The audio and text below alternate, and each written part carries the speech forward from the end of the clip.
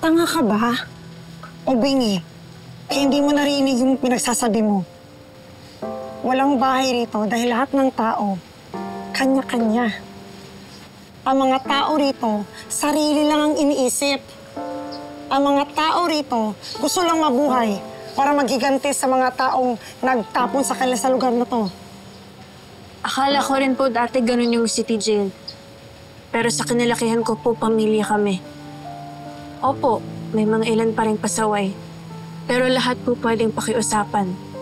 Lahat madaling pakitunguhan. Lahat po kami may respeto sa isa't isa. At kaya po natin gawin yun dito. Lahat tayo basura dito, princess. Na naghihintay na lang kung kailan mabubulok. Kung kailan ibabaon sa lupa. Pero diba kahit naman po basura, pwede pang gamitin sa maraming bagay? Bata ka pa nga. Kapag ikaw nagkaugat rito, ikaw mismo ang magbabaon sa lupa. Sa lahat ng sinabi mo.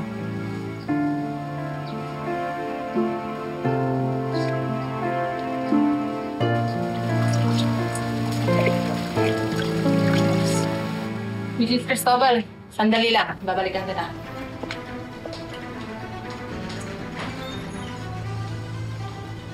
Charlene!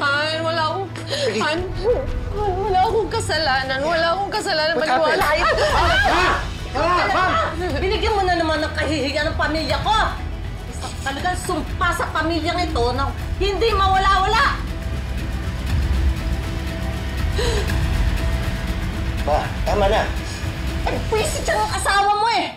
Nakakahiya ako na naman ang magiging topic sa group chat namin! Han, maniwala ka sa akin. Wala akong kasalanan. Hindi ko sinaksak si Lilani. Pagdating ko doon, parang may nag-set up sa akin. May humampas sa ulo ko. Pagising ko, hawak ko na yung kutsilyo.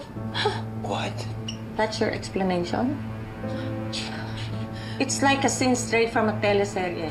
Han, maniwala. Give me a break. Han, maniwala ka sa akin. Ba't ko naman yung gagawin kay Leilani? Kaibigan ko siya. Siya pa nga nagsabi sa akin na magkita kami dahil may sasabihin siya sa akin. Tapos natagpuan ko na lang siyang duguan. Han, maniwala ka. Believe me, I'm telling the truth. Hindi ako nagsisinungaling. Mimi, please sabihin mo sa kanila, hindi ako mamamatay tao. Sabihin mo sa kanila. Totoo yung sinasabi ni ate. Yung Leilani na yun na nag-text sa kanya, humihingi pa ng sorry dahil may nagawa raw siyang mali. Eh, yun na nga ang reason niya kaya niya sinaksak eh. Oh, yun ang motive mo. Dahil alam mo, may ginawa siyang mali. Pwede ho ba? Huwag na kayong gumawa ng kwento. Alam ko naman na mainit yung dugo niyo kay ate, pero wag na kayong mabulag ng inis sa kanya. Hoy! Dahil gusto niyo lang na-push ang narrative. Mimi. Huwag mo ako sinisigaw-sigawan, ha? Mas matanda ako sa'yo. Ikaw, wala kang galang! Mas matanda nga kayo, pero wala kang pinagkatandaan. Ganun, ha? Mimi, tama na. Tama na po, ma'am. Mimi. Hindi kita kaano-ano. Hindi kita uurungan. Mimi. Tama na.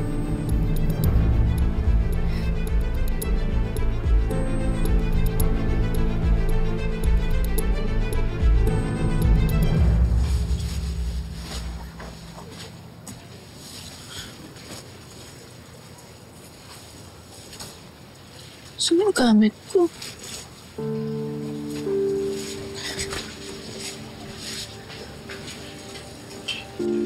Ate, nakita niyo po ba yung gamit ko? Hindi ko alam.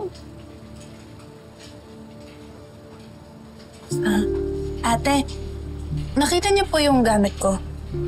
Wala akong alam dyan. Kaninang hapon ka pa hanap ng hanap ah. Morbo.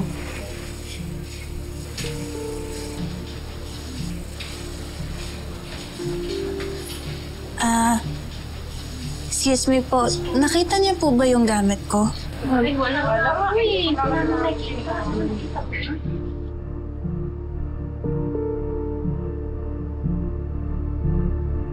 Ma!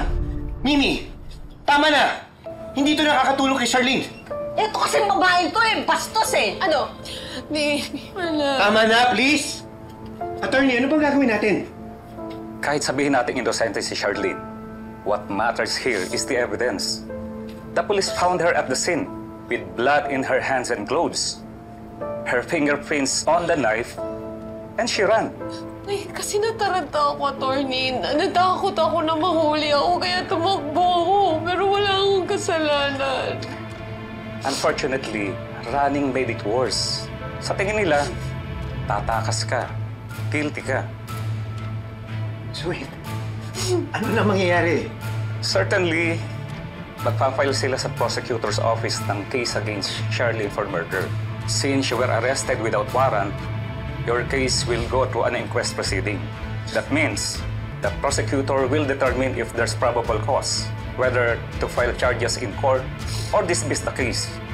But don't worry, I'll make sure na hindi makakakita ng probable cause ng prosecutor dahil wala namang clear motive para gawin mo ang bagay na yun.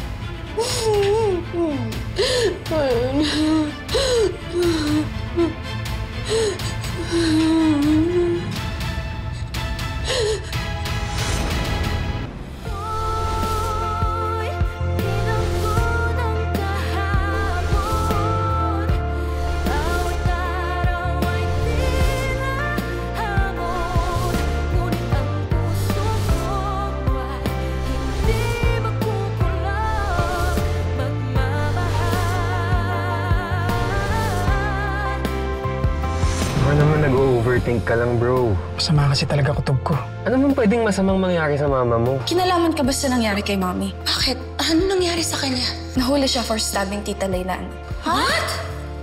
Nasaan po mama ko? Dinala sa OR ang mama mo at kailangan siyang maoperahan agad. Ano? Critical ang kondisyon ng mama mo dahil sa pagkakasaksak sa kanya. Eh, muna sa ako gamitin mo, parang hindi ka may buzzers. May mas malaki po ba dito? Parang maliit po kasi sa akin eh. Kaya ako sa lahat yung pinapahiya ako. Why would Mommy kill Tita Leilani? Alam mo, maputi lang talaga si Charlene kaya mukha siyang mabait. Pero yun lang yun. Kilala mo ba si Charlene Cristoman? Opo. Siya kasi ang suspect sa ngayon, base sa ebidensyang nakalap namin.